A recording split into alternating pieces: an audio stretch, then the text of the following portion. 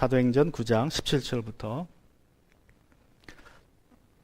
10절부터 보시면 이렇게 말씀합니다. 그래서 아나니아가 떠나서 그 집에 들어가 사울에게 손을 얹고 형제 사울이여 그대가 오는 도중에 그대에게 나타나신 주 예수께서 나를 보내셨어. 그것은 그대가 시력을 회복하고 성령으로 충만하게 되도록 하시려는 것이요 하고 말하였다. 곧 사울의 눈에서 비늘 같은 것이 떨어져 나가고 그는 시력을 회복하였다. 그리고 그는 일어나서 침례를 받고 음식을 먹고 힘을 얻었다. 사울의 회심에서 핵심적인 역할을 한 사람들이 있습니다. 그 첫 번째 사람이 바로 오늘 나오는 이제 아나니아라는 사람입니다. 그는 사도도 아닙니다. 그렇다고 안수받은 일곱 집사 중에 하나도 아닙니다. 단지 평범하게 제자로 소개되어 있습니다. 제자라는 말은 그냥 평범한 그리스도인을 칭하는 명칭이라고 제가 말씀드렸습니다. 그래서 아나니아는 지극히 평범한 성도 중에 하나였습니다. 여러분, 사울을 부르시기 위해서 우리 예수님은, 부활하신 예수님이 그에게 직접 나타나셨어요. 주권적으로 그냥 나타나셨습니다. 자, 그렇다면 예수님이 나타나셨다면 사울에게 누가 가서 안수를 주고 침례를 줘야 좀 적당합니까? 제가 보기에는 그래도 베드로가 가서 안수를 주고 침례를 줬으면 더 좋았겠다 생각이 됩니다. 사마리아 8장에서 사마리아인들이 빌립을 통해서 예수님을 믿었다는 소식을 들은 베드로와 요한이 직접 내려가서 기도할 때에 성령 받았습니다. 또 사도행전 10장에 보면 하나님은 베드로를 고넬료에게 보냅니다. 그래서 고넬료가 또 그의 식구들이 성령 받게 하고 구원받게 합니다. 자, 그렇다면 사울이라는 아주 예수님 다음으로 기독교 역사상 위대한 이 주님의 사람에게 침례를 주고 성령 받게 하는 데에 베드로만큼 적당한 사람이 어디 있겠습니까? 그죠? 아마 베드로에게 안수받고 침례받았으면 나중에 바울이 사역할 때 좀 더 편했을 거예요. 나 베드로에게 안수받았다, 나 침례받았다 그러면 명함을 내밀 때 좀 쉽지 않겠습니까? 그런데 하나님은 그렇게 하지 않으십니다. 무명의 제자 아나니아를 통하여서 보내셔서 사울에게 안수도 주시고 침례도 주시고 성령 받아서 거듭나는 4단계를 마치게 하십니다. 왜 하나님은 베드로가 아니라 아나니아를 사울에게 보내셨습니까? 여러분, 내가 누구에게 안수받고 침례받느냐 또 중요하지만 그보다 더 중요한 것은 내가 성령 받고 내가 완전히 거듭났느냐가 더 중요하다는 거예요. 하나님이 나에게 누구를 보내시든 간에 내가 정말 거듭났느냐가 제일 중요하다는 거예요. 내가 지금 어떤 교회에 다니느냐, 내가 누구를 아느냐, 이런 거 중요한 거 아닙니다. 내가 거듭났느냐가 중요한 것입니다. 사울이 아나니아에게 안수받을 때 성령을 받았는지 아니면 침례 후에 성령을 받았는지 누가는 분명하게 기록하고 있지 않지만 사도행전 2장 38절에서 베드로가 한 말에 근거하면 침례 받고 성령 받았다는 것을 짐작할 수 있습니다. 베드로는 회개하십시오. 그리고 여러분 각 사람은 예수 그리스도 이름으로 침례를 받고 죄 용서를 받으십시오. 그리하면 성령을 선물로 받을 것입니다. 라고 이미 말씀했습니다.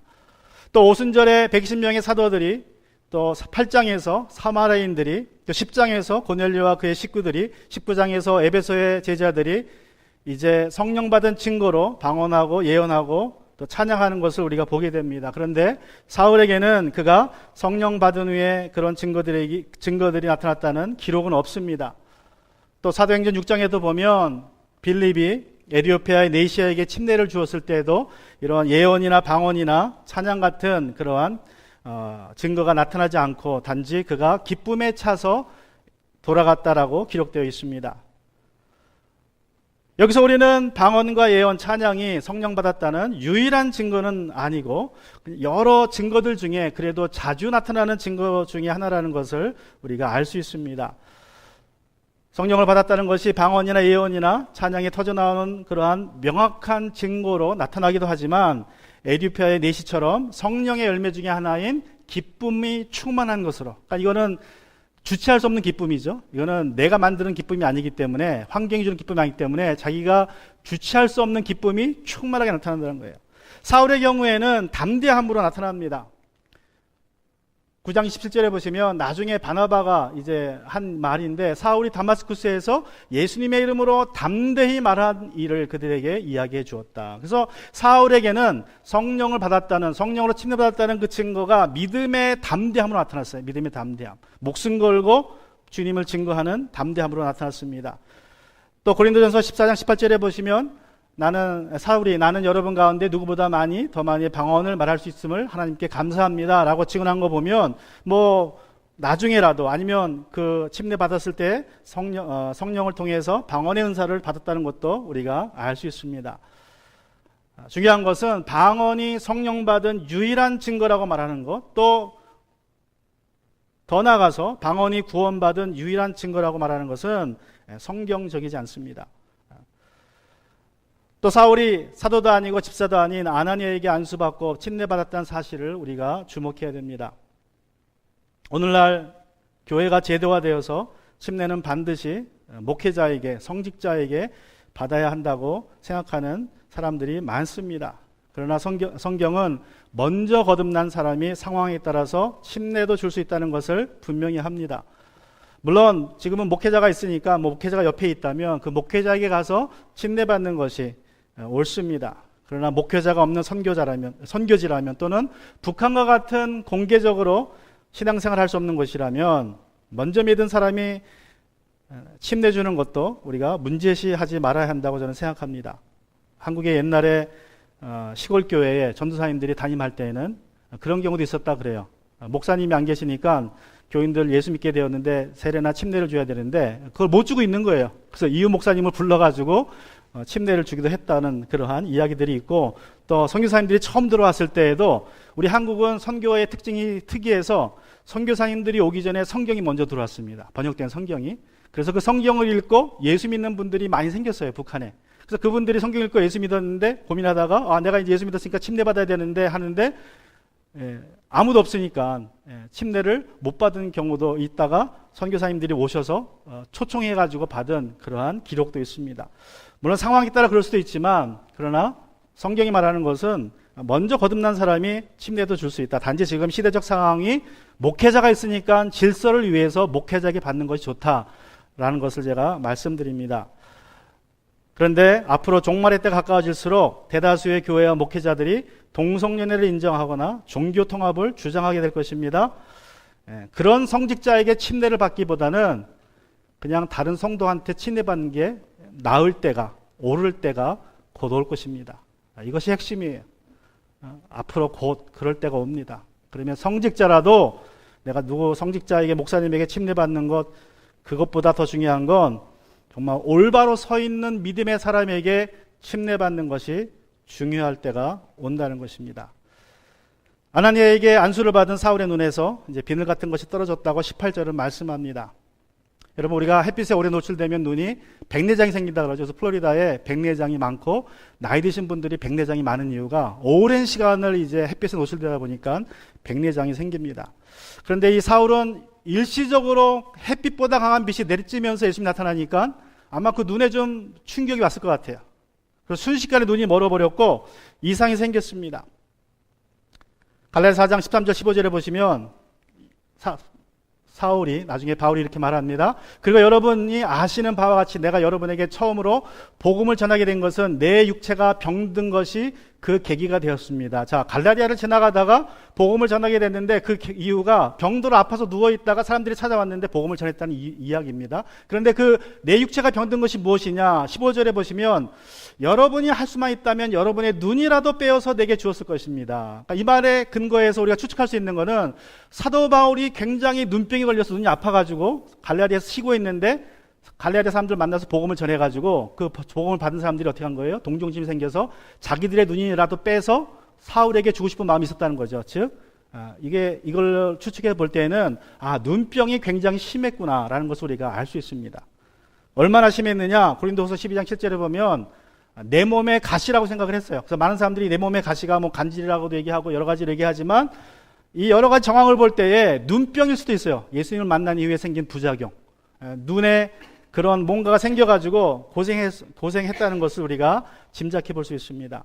자, 예수님을 이후에 이제 생긴 비늘이 떨어졌습니다. 안수를 받다가 안수 받은 후에 비늘에 떨어져서 시력을 회복했다고 18절은 말씀합니다.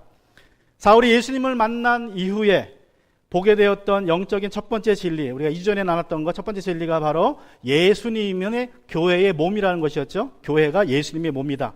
여기서 말하는 교회는 지역교회를 말합니다. 물론 우주적인 교회도 말하지만 이 지역교회가 예수님의 몸이다. 또 두 번째 진리는 지난주 나눈 것처럼 하나님이 토기장이시다. 하나님이 주권적으로 누구를 구원하실 수도 있고 또 주권적으로 누구를 하나님의 택한 사역자로 부르실 수도 있다는 것을 이제 사울이 깨달았고, 이제 오늘 세 번째 사울이 깨달은 것은 바로 예수님이 하나님의 아들이라는 진리입니다. 사도행전 19장 19절 20절에 보시면 사울은 며칠 동안 다마스쿠스에 있는 제자들과 함께 지냈다. 그런 다음에 그는 곧 여러 회당에서 예수가 하나님의 아들이심을 선포하였다.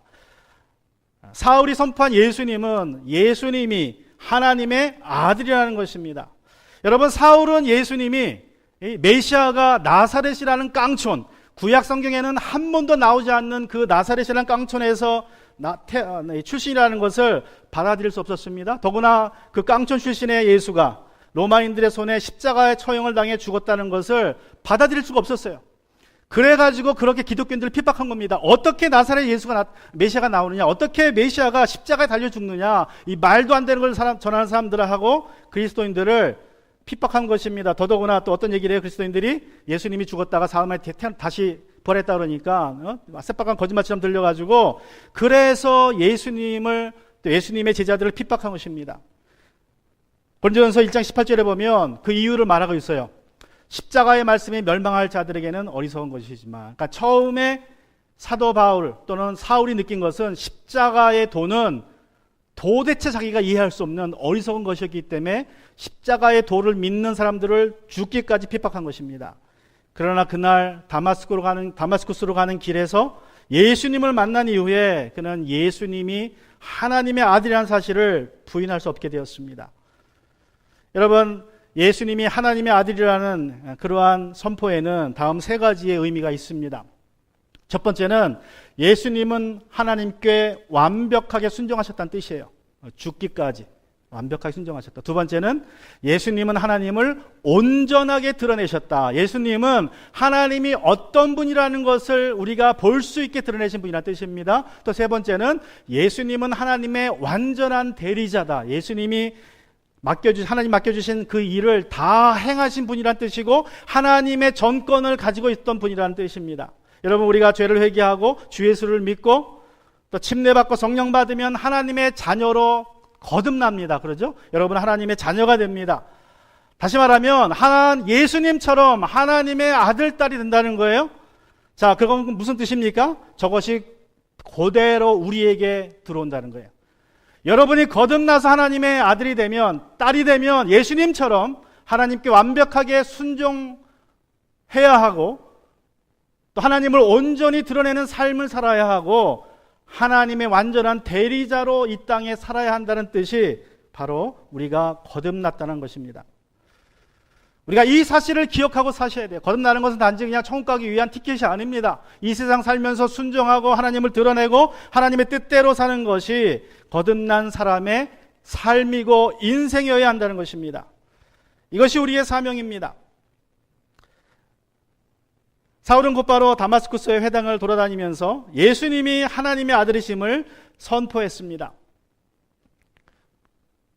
그런데 그들이 듣고 반응을 이렇게 보입니다. 그 말을 들은 사람들은 다 놀라서 말하였다. 이 사람은 예루살렘에서 예수 이름을 부르는 이들을 마구 죽이던 바로 그 사람이 아닌가. 그가 여기 온 것도 그들을 잡아서 대제사장들에게 끌고 가려고 하는 것이 아닌가.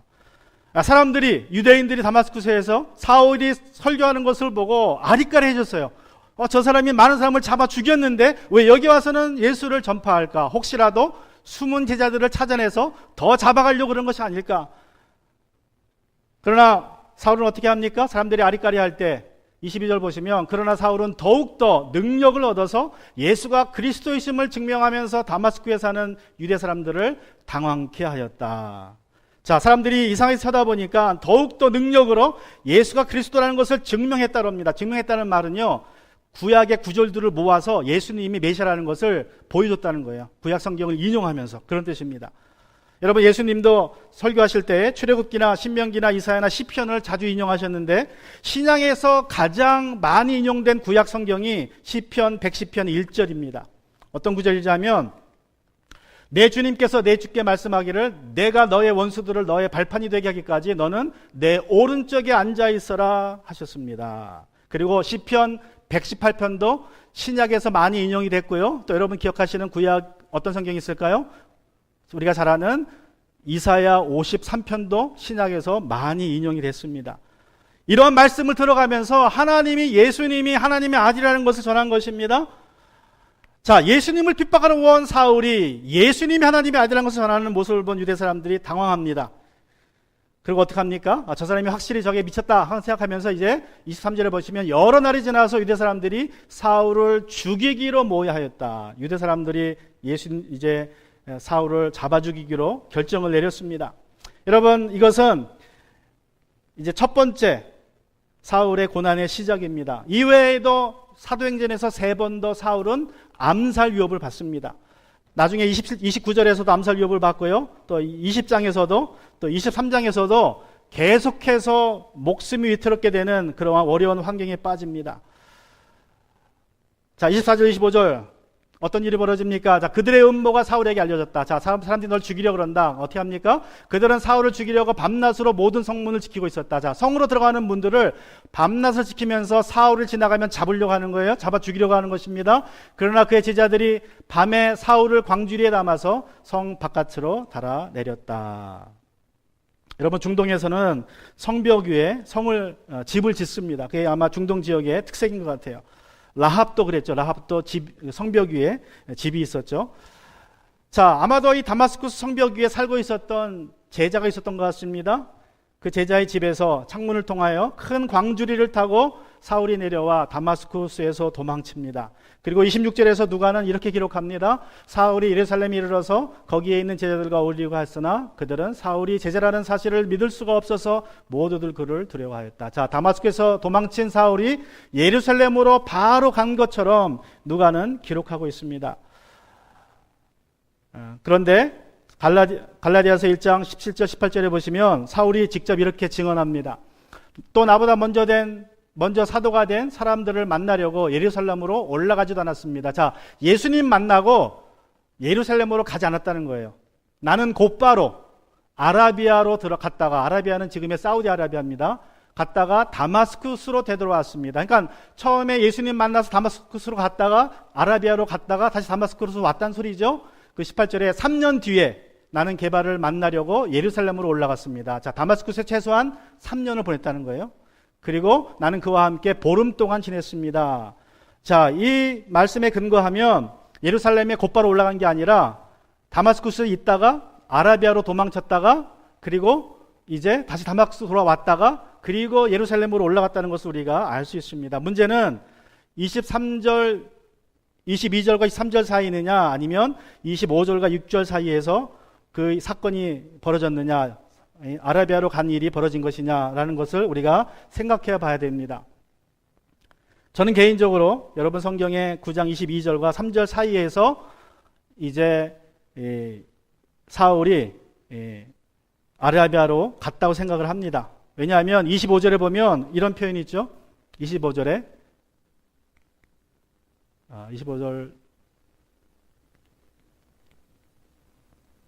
25절에 보면 그러나 그의 제자들이 밤에 사울을 광주리에 담아서 성 바깥으로 나눠내렸다. 그의 제자들 누굴 얘기합니까?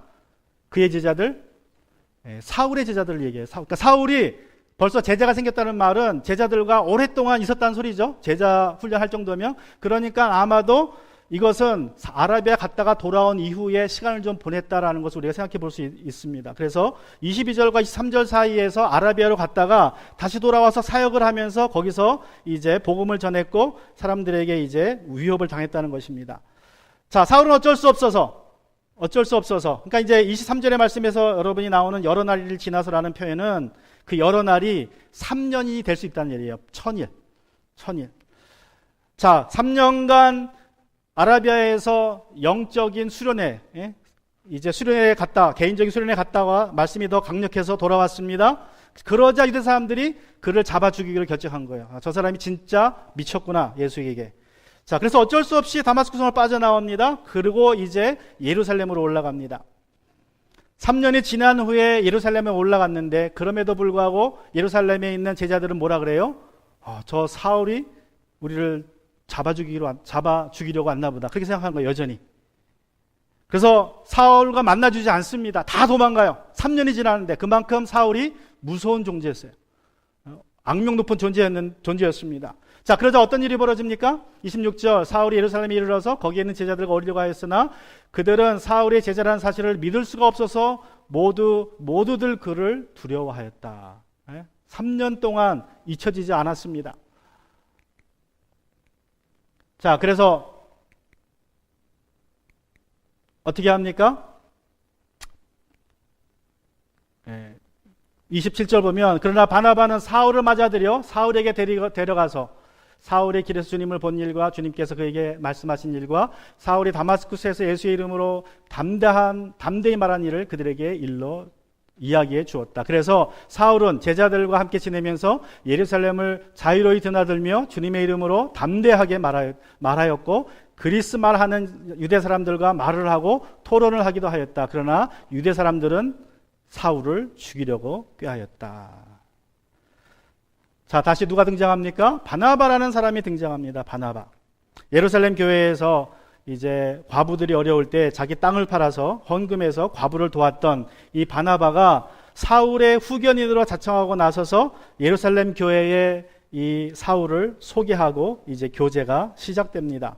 그래서 사도들을 만났다고 하지만 갈라디아서 1장 18절 19절에 보시면 이제 누구를 만났습니까? 베드로하고 주님의 동생 야고보를 만났고 사도들 가운데는 아무도 만나지 않았다고 이 사울은 이야기합니다. 결국 이제 베드로하고 야고보 두 명만 만나고 그리고 15일 동안 회당에 돌아다니면서 복음을 전했어요. 그것도 그리스 말하는 유대인들, 왜냐하면 자신이 그리스 말하는 유대인이기 때문에. 스데반처럼 그렇게 복음을 전했습니다. 그랬더니 사람들이 스데반을 대하듯이 사울을 죽이고자 그렇게 이제 했다는 것입니다. 그래서 다시 한번 어떻게 합니까? 암살의 위협을 받고 도망갔습니다. 예루살렘에서 도망쳐서 이제 멀리 갑니다. 이제 다메섹에 있다가 예루살렘 내려와서 가이사랴를 통해서 다시 이제 자기의 고향으로 돌아갑니다. 그래서 사도행전 11장 25절을 보면 바나바는 사울을 찾으려고 다소로 가서 그를 만나 안디옥으로 데려왔다. 두 사람이 1년 동안 줄곧 거기에 머물면서 교회에서 모임을 가지고 많은 사람을 가르쳤다. 제자들은 안디옥에서 처음으로 그리스도인이라고 불리었다. 자, 이제 예루살렘에서 다소로 갔던 이 사울, 사도행전 11장 25절까지, 그러니까 사도행전 9장에서 11장의 사이는 10년이라는 시간이 있습니다. 10년이라는 시간. 몇 개월이 아니에요. 그 10년 동안 사울이 묻혀 지내요.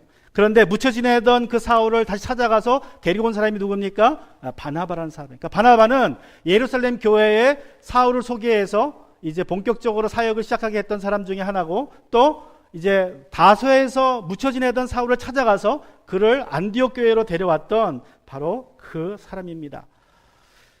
그 사울의 회심과 그 사역에서 아주 중요한 핵심적인 역할을 했던 사람이 바로 아나니아와 바나바입니다.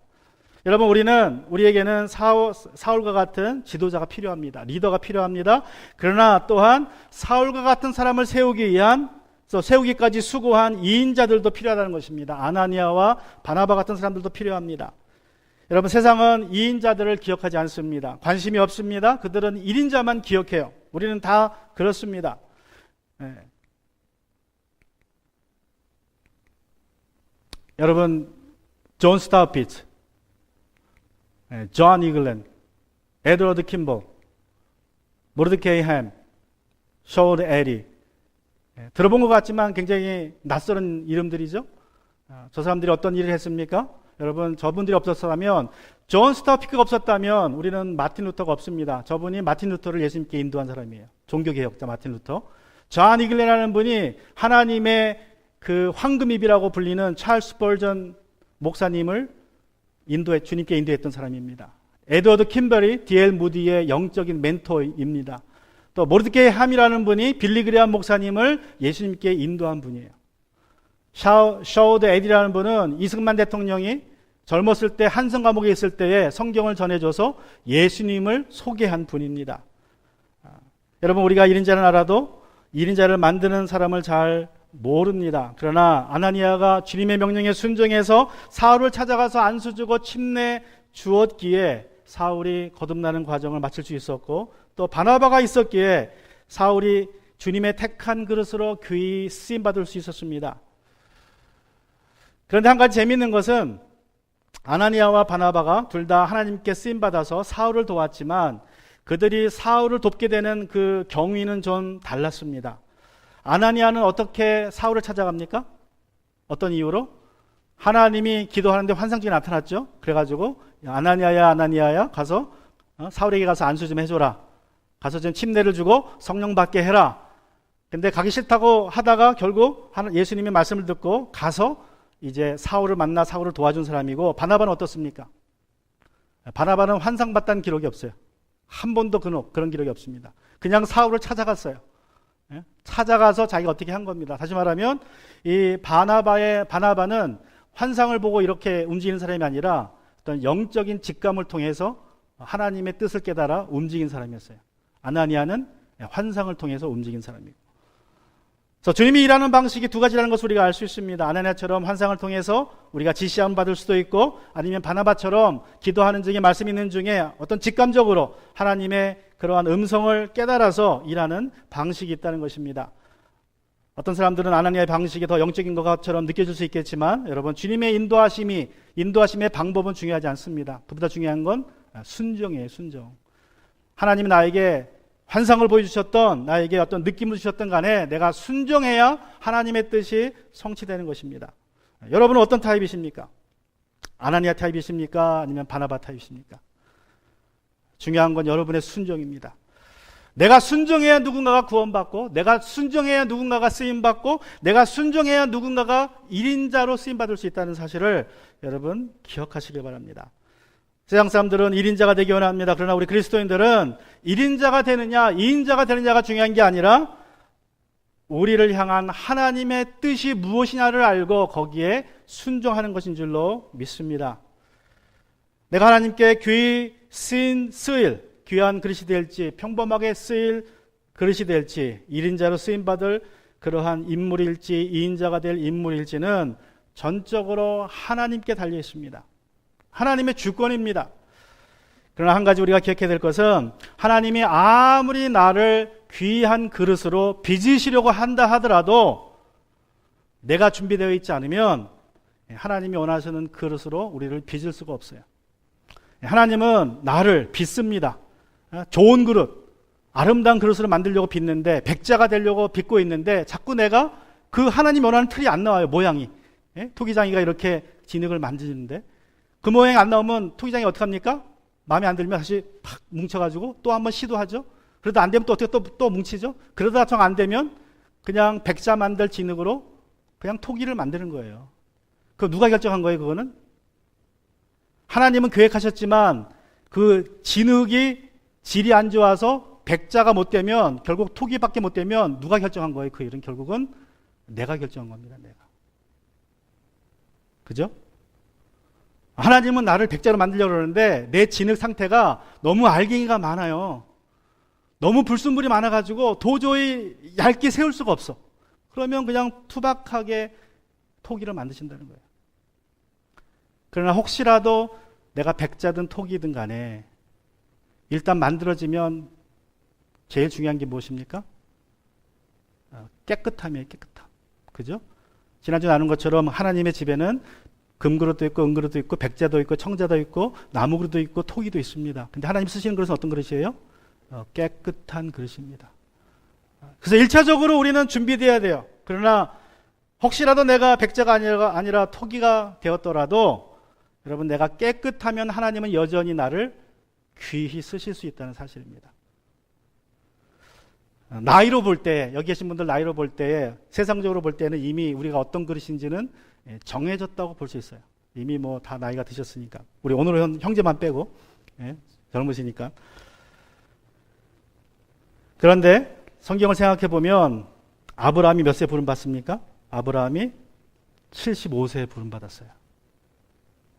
또 오늘 찬양했던 갈렙은 몇 살에 이 산지를 내게 주세요라고 외칩니까? 80살에. 그러니까 아직도 우리는 하나님께 쓰임 받을 수 있는 가능성이 있다는 사실 여러분 기억하시기 바랍니다. 예? 여러분이 75세가 넘었다 그래도 80세가 넘으셨다 그래도 여전히 나는 하나님 앞에 가기 전까지는 뭐 할 수 있다? 하나님이 나를 귀하게 쓰임 받을 수 있다. 아브라함처럼 축복의 통로로 또 갈렙처럼 이 산지를 내게 주소서 하는 그러한 믿음의 용사로 우리를 쓰실 수 있다는 사실을 기억하시고 여러분 하나님의 뜻에 순종하는 저와 여러분 되기를 주님의 이름으로 축복합니다. 같이 시간 우리 기도하기 원합니다. 오늘 기도